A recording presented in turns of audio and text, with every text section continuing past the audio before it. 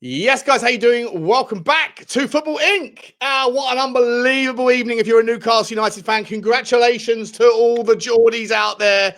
Bravo, bravo. You decimated the old enemy as a Tottenham fan. You decimated them. I couldn't be happier. Hopefully we'll see you in the final. Newcastle United 2, Arsenal 0. Over That's 2 legs, 4-0. 4-0. 4-0. I'm here to discuss the game and the outlay and the output and all of the kind of connotations of it with my man, Jonny H3232 from Football Inc. fame, from Spurs Talk Show fame, and obviously from Twitter fame. Jonny, how you doing, mate? What a night. Away the lads. Away the lads. Away the lads. I'm going to tie in your mind. I'm going to tie in your mind. Yeah, come on. I'm loving it. Unbelievable. Newcastle fans loving it. It means tomorrow we got free hit. We can go to Liverpool now. It's no disgrace if we lose. I'm hoping we draw and we go through and we meet you in the final, because it'll be a great final. It'll be a final between two teams desperate for a trophy. You haven't won it in 70 years. You were there in 22, 23. You're going to be there again. And it was great to watch Arteta's face as he trudged off the pitch, barely able to look Eddie Howe in the eye when he went off. It was a magical moment. But look, listen, I mean, games are usually won by goals scored and by the scoreline, but there's a bunch of other statistics that do often play a part of the conversation. And for what it's worth, I'm not sure if I'm going to be able to throw them up, Jonny, after the in the editing, the post editing, but let me just call them out for everyone so they can see. 68% possession to Arsenal, 32% to Newcastle. 3 big chances to Newcastle, 2 of them taken. 2 big chances for Arsenal, 0 taken. Total shots 10. Corners. What's that? Sorry, the corners is the one. The corners is unbelievable. We spoke about this in the pre-match preview about whether or not Arsenal, with their big terrorizing, the set piece magic that they have been able to produce time and time again. And I said to you in the pre-match, I said, Newcastle United's back 4 or back 5 tonight, not necessarily the sort of team that you want to rely on your set piece strengths. If that's the only way you can score, then against Newcastle away or at home, if you're a Newcastle man or woman, then difficult. And look, they chewed up that set piece threat.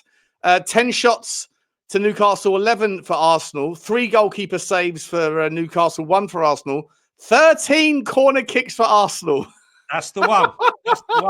Let me tell you, I've got to say, Fabian Schär, Dan Burn, and Botman were unbelievable tonight. I mean, goals win games, but defenses also win you games. And tonight, those 3 were fantastic. Trippier used all his experience.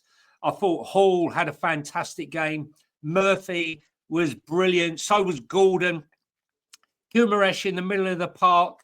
Honestly, truthfully, it was real fan favourite there, isn't he? Unbelievable fan favourite. Yeah, they've really taken to him. Joel Linton was missing tonight, and they've gone 5-4-1. And it was a tactical masterclass. Arteta gives himself a big tactician, but there was no doubt over the 2 legs who was the master tactician. No doubt whatsoever. It was a brilliant performance. They changed up their tactics tonight. I haven't seen them play like that all season. They pressed. They didn't give Arsenal a second, and Arsenal were riled up. And one last thing. How was Declan Rice still on the pitch, Sean? Yeah, no, he shouldn't have been. You know what? Even that lunge at the end there in the 88th minute, puerile, bitter, frustrated. He should have been off. And as far as I'm aware, if you get a red card in the Carabao Cup, I think it carries over. If I'm not mistaken, I think it does carry over into the league. So Arteta can count himself very, very lucky that he's not without Declan Rice for a couple of big games in Arsenal's league. But I've titled this video, Arsenal's Season on the Brink.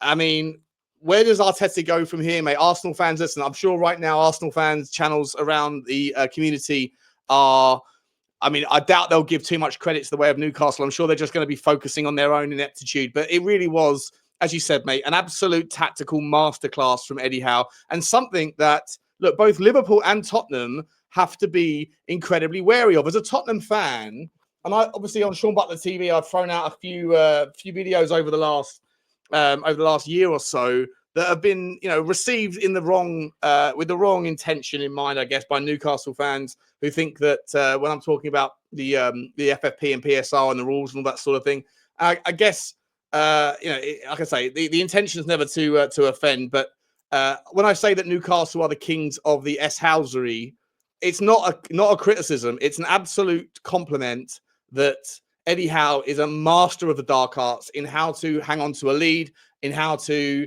do what you've got to do to get the 3 points if you're in the league, or do what you've got to do to get through in the cups. And look, Liverpool and Tottenham, one of those teams are going to be facing Newcastle at Wembley in a month's time. And you have to look at Newcastle and be pretty scary, pretty scared, right? They're a brilliantly balanced team, despite injuries, despite them selling some really good players, overseas in the window just finished. They still got an absolute brilliant balance about them, whatever system that Eddie Howe wants to put out there. And like you said at the start, mate, when it comes to knowing how to play the game, when it comes to knowing how to get the job done, there really is very few managers in the league that take the plaudits ahead of Eddie Howe in terms of that stack rank of finding a way. Am I wrong? No, I don't think you are. I mean, listen, Arsenal are going there full of it. They've just beaten Man City 5-1, played them off the park. Newcastle, 2 defeats at home to Fulham and, bruising one against Bournemouth. But I said to you earlier on that St. James Park atmosphere on a cup night and a semi-final night, the atmosphere was fantastic. Big up to Newcastle fans because they were like the 12th man tonight. Absolutely fantastic. But, you talk about shithousery. Arsenal are shithouses, right? They're at it all the time. And they got played at their own game tonight. It was beautiful sight to see. Players het up, angry. Saliba, Gabriel. And as I said before, there was a challenge by Rice on Tonali off the ball, which to me was a yellow card. And then the one on Guimaraes, which was 100% a yellow card. I still can't believe he didn't get a yellow card. And they were starting to lose their heads. They were starting to lose it. And, there'll be questions asked tonight because, they spent a lot of money, Arsenal. They have spent a lot of money. No one expected them to lose the first leg at home. And many pundits thought that they were going to score. And listen, the goal from Itzhak in that first minute had me leaping off of my chair. And I was like, I thought it was in. And then I was like, oh, the VAR sign hadn't come up. And I'm thinking, oh, what's going on? And then as long as it went on and you saw the replay, you thought, oh, it could be offside. And then the turning point of the game, though, was when Odegaard was clean through, hit the post, and then they went up down the other end and buried it.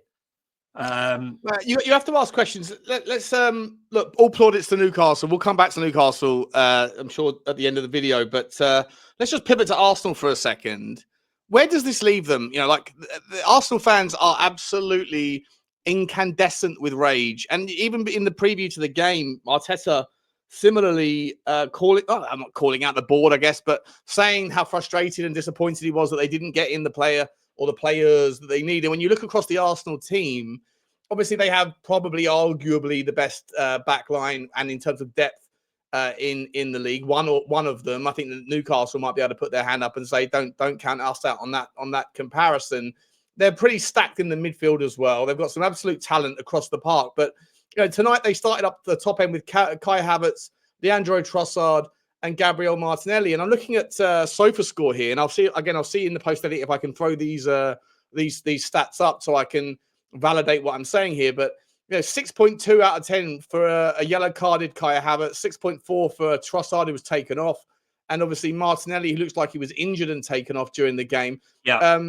With a 6.6. Not good enough from their front line. And once again, Arsenal, who apparently don't have any PSR or FFP concerns, even though in the lead up to the January window, there was suggestions that they were, quote unquote, a high risk, not an extreme risk, but in the same bracket of as Newcastle, for what it's worth, who also didn't do any business of any meaningful note in the terms of incomings in January.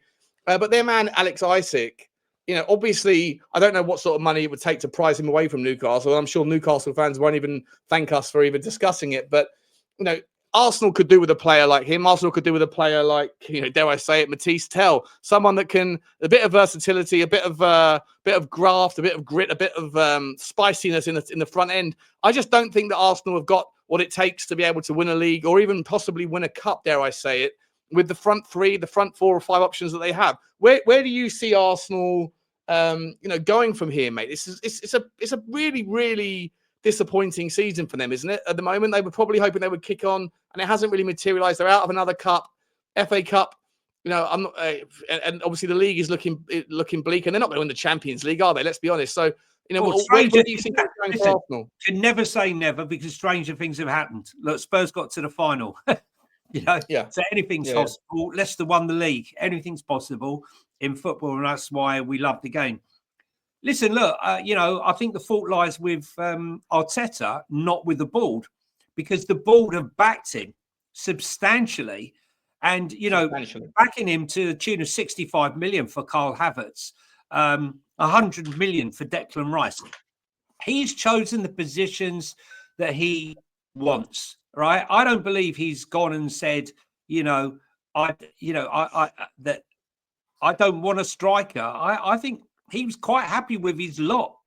I don't believe that, when he hit the summer there, he said to them, I must have a striker, because they've given him everything else that he's ever wanted, and he hasn't given them that. Gabriel Jesus is injured far too often. Victor Osimhen, an Isak, Acuna, right? It's very difficult to get them out in that January transfer window. And I think it's a nailed-on certainty that come the summer that Arsenal will sign a prolific striker. I think it's nailed-on certainty. Do they have the money? I mean, how much do you think? I was listening to a Newcastle fan on TalkSport a couple of days ago, and they asked him, how much is Alex Isak going to set back a potential bidder if you can convince him to leave? And at this stage, you look at Newcastle and what they're doing, and they seem so secure in themselves. The fan base are absolutely loving their resurgence. It's only a matter of time until that obscene wealth that they have will start, where the rubber meets the road, where they start to catch up on the revenue generation with regards either training ground infrastructure, stadium rebuilds, whatever it might be, to be able to catch up so that the chicken meets the egg. And for me, I sit there and think, well, would Alex Isak right now, even if Arsenal had the money, which I'm not sure they will for someone like him, and let's be honest, he's one of the best and top strikers, I think man of the match tonight for me, top players in Europe. I mean, how much is it going to cost? 150 million? If you think about how much did the player John Duran go to Aston Villa for? Was it leave Aston Villa to go to it's 70 million quid?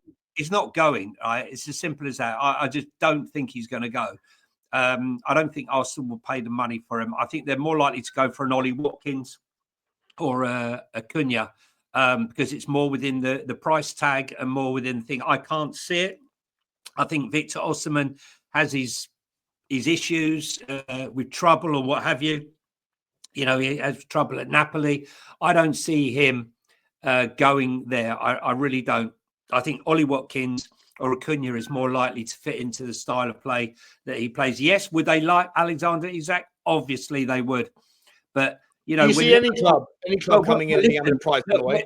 When Newcastle are being quoted 70 million plus for Mark Gay, right? They ain't letting Isak going for anything less than 100, 110 quid. That's 10 million. I'd say more than that, right? You look at John Duran. I know obviously we spoke about this on a previous episode on Football Inc. But if John Duran leaves Aston Villa, I know he went to the Saudi Arabia league, where money seems to be no object, and we know there may be some reasons why. We won't get into it on this channel, but obviously 70 million quid, 68 million pound, whatever it was that prized John Duran away.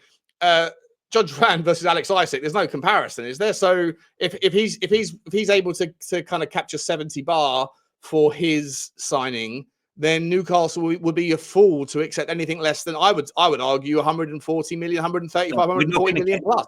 we're not going to get involved in that one, but I think the 75 million pound going to Saudi Arabia. Expect to see something else going on there. Expect to see him back within the next 18 months. Okay, 100%. A Premier League club near you soon. Exactly. And the way things are going, I wouldn't be surprised if Alexander Isak went to Saudi Arabia for 150 million, thus giving Newcastle a nice big spend to go and buy, a Goy loan back, or a Goykared or someone like that. So look, I can't see it. He's a fantastic striker. They feed off of him. He played the low roll up front, supported by Jacob Murphy, who was fantastic tonight, and Gordon. And if I was a Newcastle isn't Anthony Gordon an absolute breath of fresh air? Sorry to interrupt you, mate. Anthony Gordon, you mentioned his name there. Just a breath of fresh air with the ball at his feet. He's just so. I mean, I remember watching him for Everton when they came to town. Yeah, I remember 3 seasons ago. I think we won 4-0 or 5-0 in that game, and Everton's heads were very much on the floor in the second half. But Anthony Gordon kept charging, kept chasing.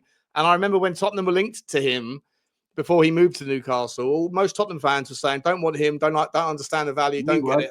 This guy is a top player. His energy, his engine, his desire is above the average by a country mile. And on top of that, he has a technical skill set that is just. I think it's a delight to watch. I think he's absolutely brilliant. He can play in multiple positions. And like I say, if you're a team that wants to, on occasion, Newcastle have a manager that is more than capable of playing flexibility and tactical diversity. But whether you want to attack from the front or you want to sit in and defend the lead like they did more so tonight, you've got a player in Anthony Gordon that is, to me, he kind of has a little bit of like a Wayne Rooney about him, in as much as not necessarily on the same caliber, but there's just that grit and determination to do everything for the team. And to work like an absolute dog to get the ball back from the front. And it goes like that is worth its weight in gold, no matter which formation or system you play. He's not someone that is lackadaisical and just sits on the wing waiting for the ball to come in. He'll go after it and chase it down. And I just think he's a brilliant player and a brilliant complement to a really, really efficient outfit that Newcastle United have put together. The closing down for the second goal, the swivel and turn, fantastic. There was a moment where he could have buried another one that nearly went in when Raya made a mistake. It just went wide. It was a fantastic performance. Listen, you like to see the teams that haven't won in years. As a neutral, I suppose you wouldn't class me as a neutral because I'm a Spurs fan.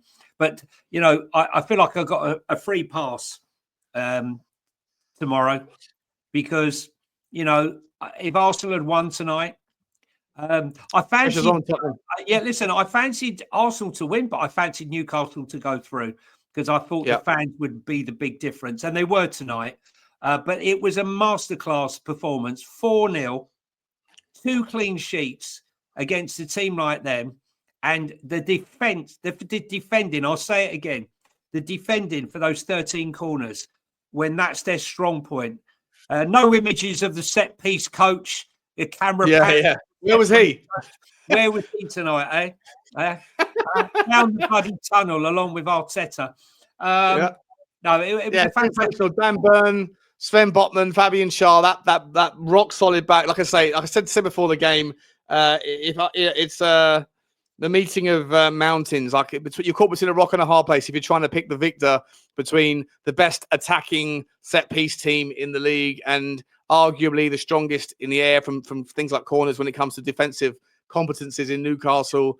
And tonight, it didn't look like it was particularly a battle on any level. I think that just Newcastle with their height, their domination. I think that Arteta's won, his the kind of arrow in his whatever the phrase is, the kind of whatever. I'll change the phrase. The tool in his locker that he usually pivots to when things are tough. Well, against Newcastle United, you're not going to have that much opportunity. And fair play to Newcastle. Fair play to that defensive, rock solid performance. Trippier's experience as well.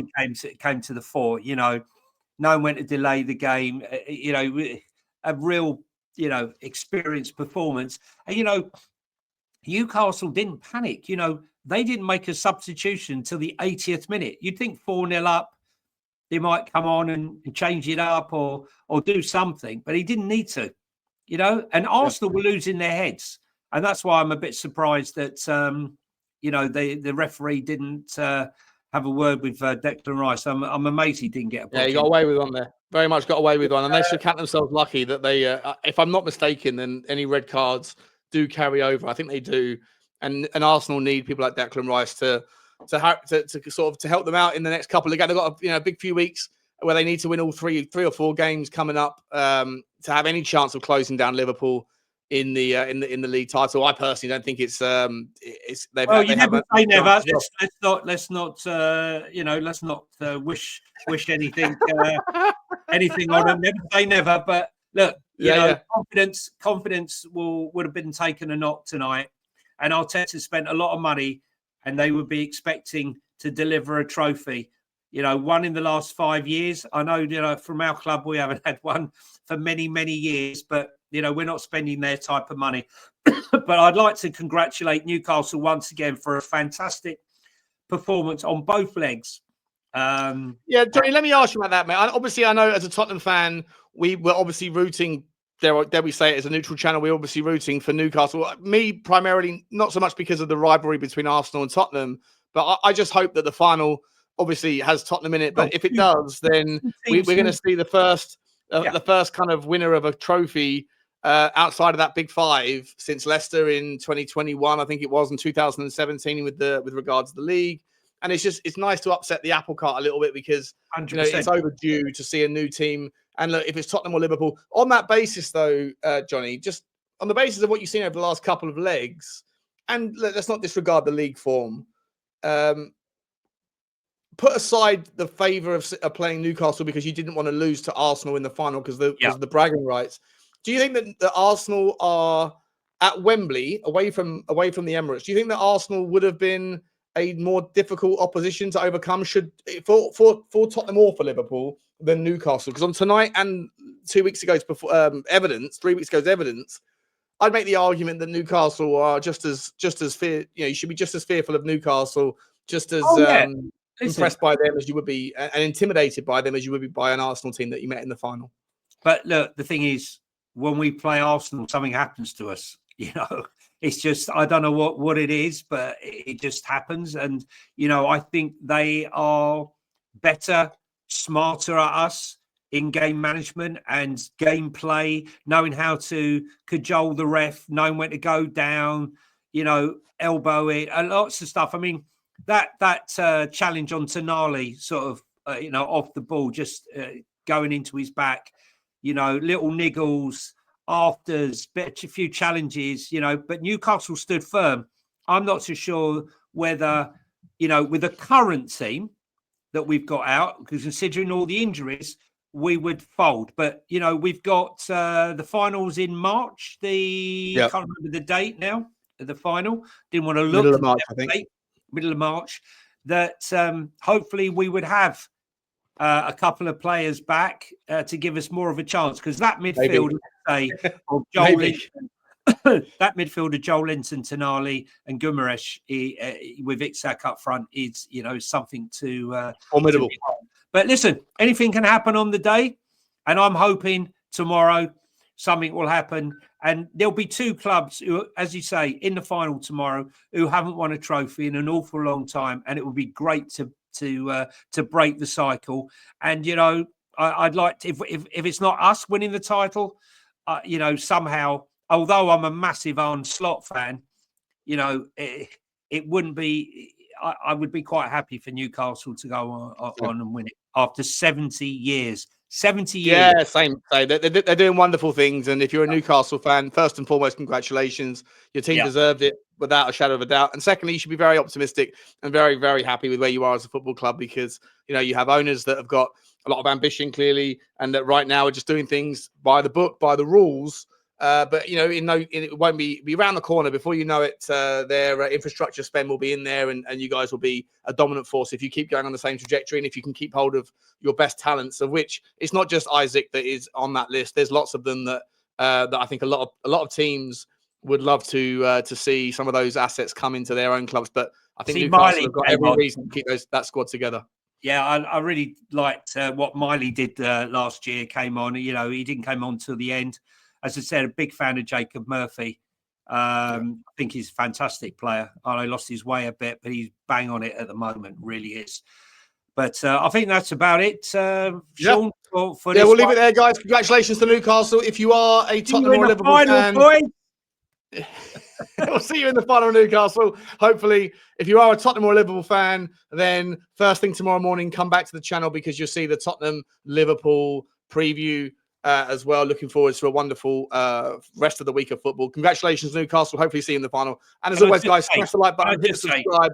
Yeah, I was just going to say, Sean, sorry to interrupt you there. It was just to say that, this isn't a Spurs channel. This isn't an Arsenal channel. This is a football channel. And we'll be talking about everything to do with football, VAR, referees, contentious issues, games of the week, anything, finance, you name it. We'll be talking about it. And come here, like, subscribe, comment. Tell us we're a couple of ugly mugs that don't know what we're talking about. Anything you want. But just let's do it and look forward to seeing you on the next one.